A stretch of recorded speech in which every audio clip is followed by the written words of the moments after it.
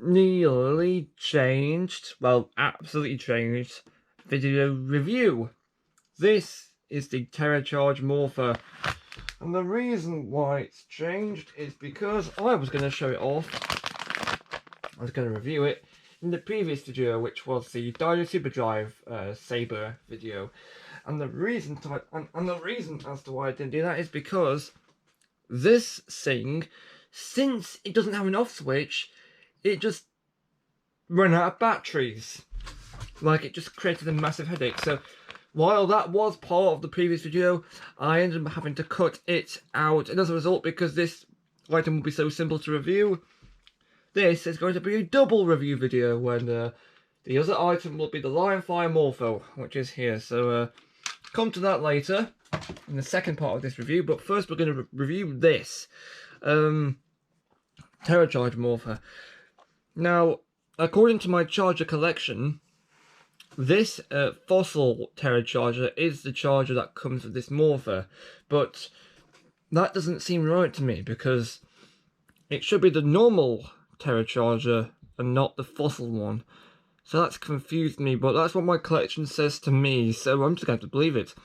The Ptera charger and fossil, again, some gold stickers being used, QR code being used on the side, pin code too, and also the Pterodon name there. And as for the Morpher, what do I think? This is one of the budget Morphers. It's one of those brace Morphers, and because of that, the bracelet ones, and because of that, they didn't need to follow the standard gun rule, and therefore they didn't paint these gun caps orange. They could make them silver, and they made them metallic silver, which is okay, since I think that's the only metallic. There's quite a lot of metallic gold on the side there, and there's some detailing missing where the eyes are though. There is. Yeah, the paint's done up quite nice on the head and on the front, but the rest is looking quite bare because this wing here should have some paint. The bottom doesn't have any paint at all, but I think that's just normal at this point. These things should have more paint on them and they don't, but yeah, it's a budget Morpher. There's nothing we can really do about that. Right, so, and there's one more thing I will need to say. This wing here is spring loaded, and it's meant to go up and stay up, only to be pulled down again when the back trigger is pulled down. But no, I think due to the age of this toy, doesn't want to do that. And also another thing it doesn't do, this wing doesn't fold up all the way. As you can see, there's like a joint here, and it doesn't do that. It does do that on the Japanese version, which is the Gabri changer. It doesn't do this on this version though, but that's understandable. So, what does this do on its own? Basically, you can pull out this back piece here, this back trigger, and it comes out with one sound, I think.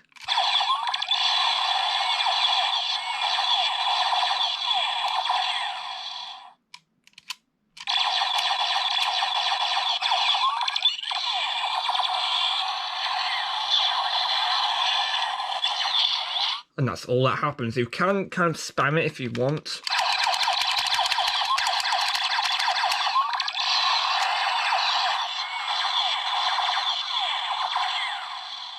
But that's just going to give you a headache. And now for the morph sequence. Opening the Ptera mouth here, you can see a charger barrel inside. And this little grey nodule right here is movable with this switch. Helps to get the charger out. Now, exactly like the Japanese Gabri changer, if you have a look in the here, there's one button on the bottom. It doesn't matter what charger you put in, it's going to say the same thing. So, just for the purpose of this review, let's use the Ptera charger because it's the gold charger. Doesn't clarify what charger it is, it just says engage. I knew that the Japanese version said Ptera Golden, and that's this charger basically. Closing the mouth does nothing, opening the mouth does nothing, but when you pull the trigger, it will do a new noise. Oh, I think multiple new noises actually. That's transformation noise. Power Ranger Gold. Power Ranger Gold. That's the regular Diocharge Morpher voice, and not this one, but I suppose that doesn't really matter. And also, yeah, it still says that even if you use another charger that isn't gold, because there's no reader in there. I'm pulling the trigger one more time, and it will initiate a final attack of sorts.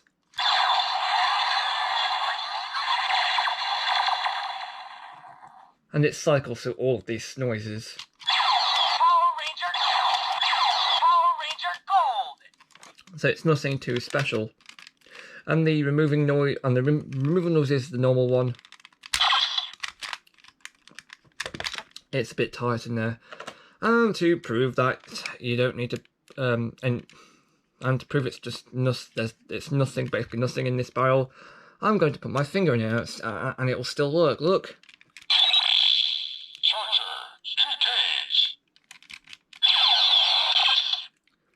So that's all the button does. That's all the charger does. It just presses down that one button, and there's no off switch on this whole device, which is just great.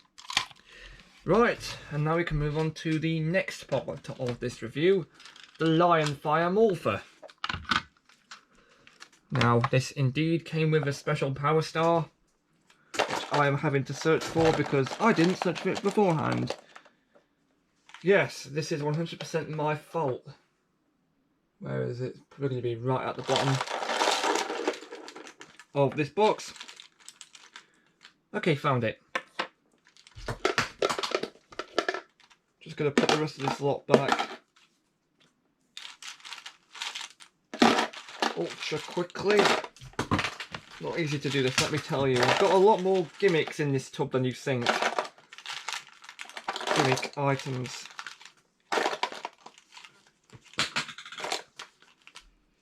This is the curse of the unprepared YouTuber. Kind of dropped a few ones too, so I've got to pick these up too. One more.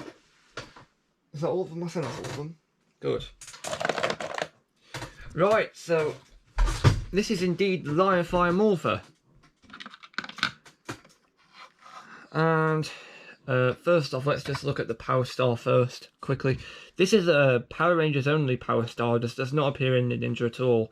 This is a Power Star for the Red Ranger in Lionfire mode. So this is basically just a redundant star because that's what this is supposed to do. The foam is unmolded. I remember on the box for this item, it clearly displayed a molded star pan, i.e. like one of, i.e. like this kind here, so the embossed type, and not this kind, so false advertising. That's not a good way to start off. This kanji means red, I think. This is the little code for the little morpher. So, yes, technically this morpher should be complete with this on here, but it works without it because, believe it or not, it's two parts basically. This is meant to be a power up. This is meant to be like a power up for the power up morpher. Which makes no sense. They tried to add some playability to it and it didn't really work.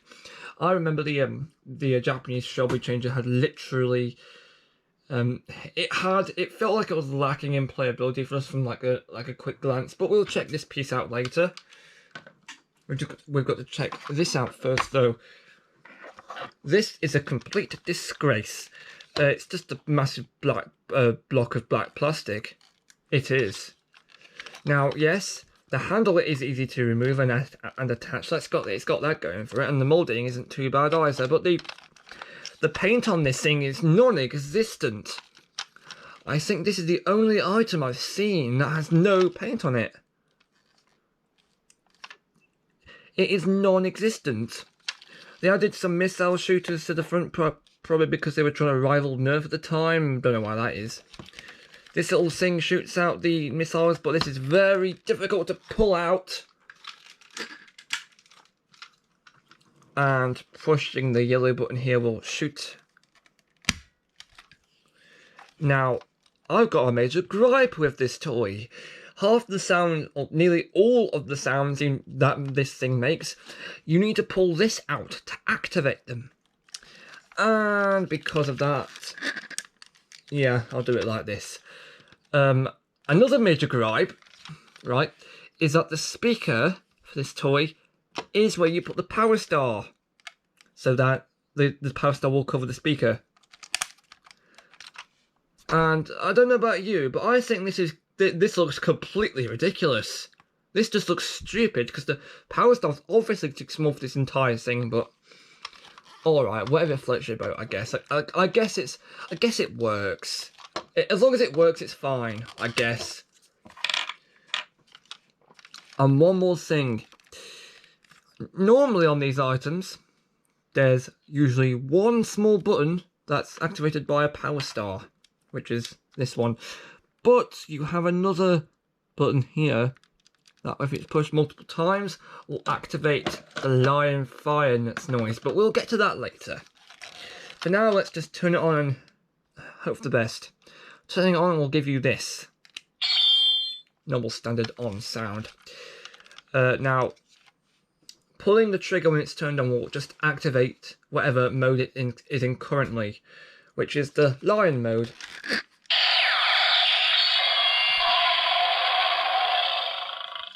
So I'm going to run through all the noises for each mode. This is lion mode.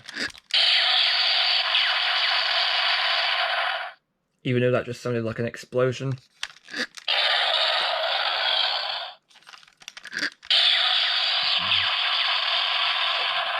Setting a power star will change the mode, but this covers the speaker, so it might sound a bit odd.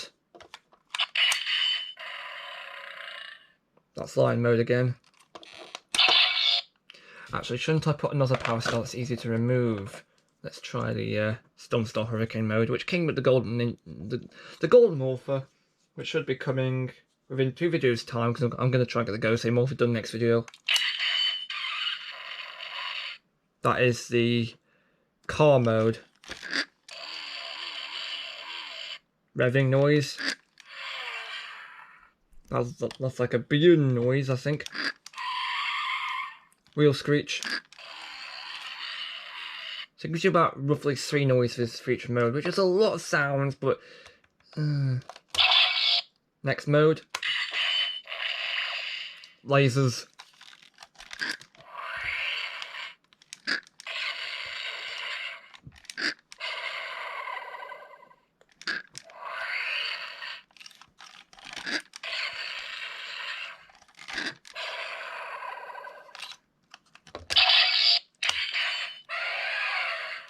Elephant, maybe, I don't know. Rumble-Tusk Zord. Oh, just beast mode, that's the dog, or the Kodiak. Lion. No clue, sorry. Next up. Lasers.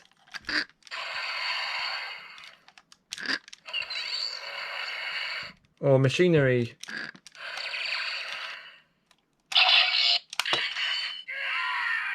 Eviltons and general like fighting noises.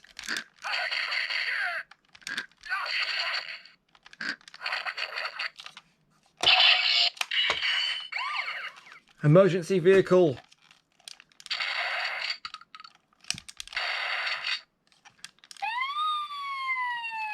And arms. Brutality. Right, next up.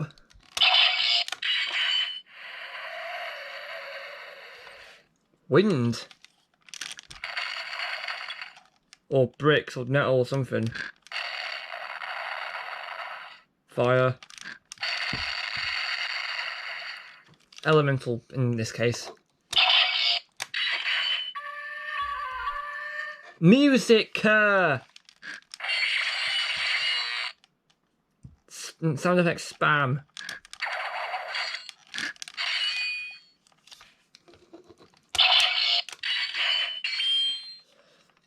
That's just the generic noise that this happens when this turns on. And Ninja Starblade sound doesn't export from the Ninja Starblade's final attack with the Power Star. So that's a bit embarrassing. They're reusing sounds, but that's the thing Toei and Bandai do all the time. Wind.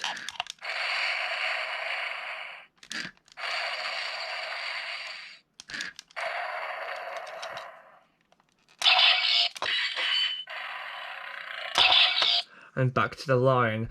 And yes.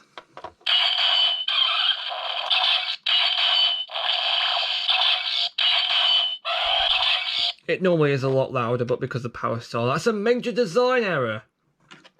Right. And now we can introduce the other part to this monstrosity. The Lionfire Power Star. Now, in case you're wondering, they did not ever release a normal version of this. This is the only version that they did. Which, I mean, that's okay, because this is what it's supposed to be. All the paint budget must have gone directly into this, because there's a lot of metallic gold. There's some, I think that's metallic silver. And of course, in minutes, this entire thing spins. Which is a thing they should have had from day one, but they never decided. They must have got some complaints about that. Probably because this got added in.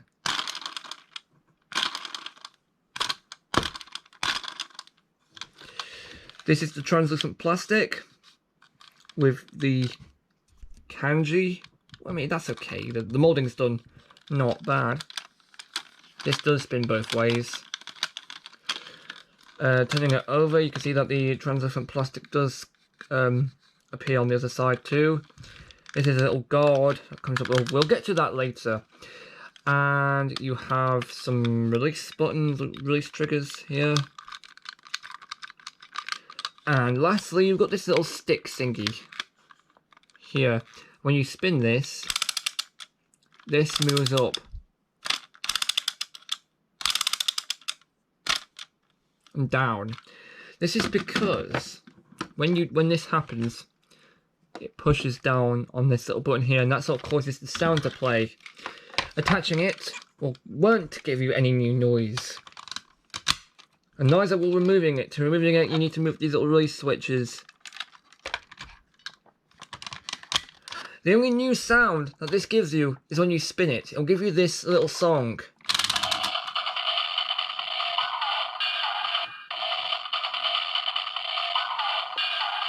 Which is a bit odd. I don't recall that being from the original Japanese material either.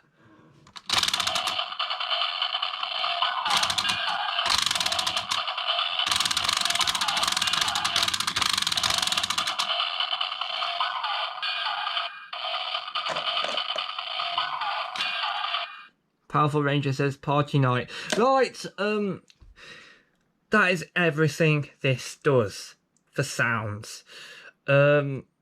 Using the little trigger thing with this on top.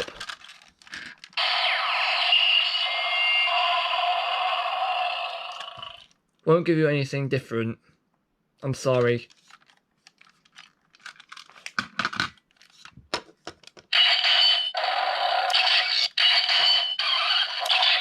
That should be in car mode.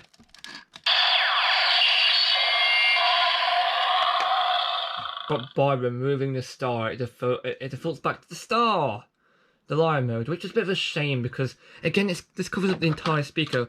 Also, this means this won't unlock anything different, which is another shame. However, there is one more thing this style can do. And to demonstrate it, we've got to bring back in the Ninja Starblade. Or the Super Starblade, depending on which one was accessible first. Because they both work, but they effectively do the same things. I'm just going to be showing you only one. First thing to do is to remove this star. And moving this off to the side. And then what we need to do is we need to take this star here and we need to move down this little guard. There we go. And then we need to bring in the sword. I took the batteries out, but it doesn't unlock any new sound anyway. You slide it up on the handle, click it into place, push it down. And now you've got like a neat little decoration. Okay, I will show off the other one with the other sword. They do, I mean, come on, they do look different. Wait a minute, hang on. They do look different, but they don't have any new noises. Which is kind of a shame, actually. The one thing I will say this does is that the LEDs here do shine through this transclear plastic, which is good. And this spinning feature still works.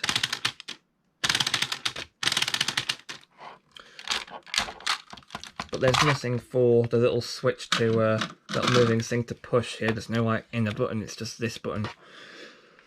So there's no gubbin that makes it do it any other thing, and the same applies to the Superstar blade as well.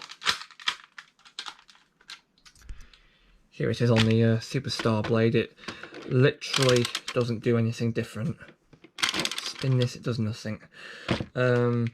Which is kind of a shame, because they could have made that work, I suppose. But I mean, I can't see why they didn't.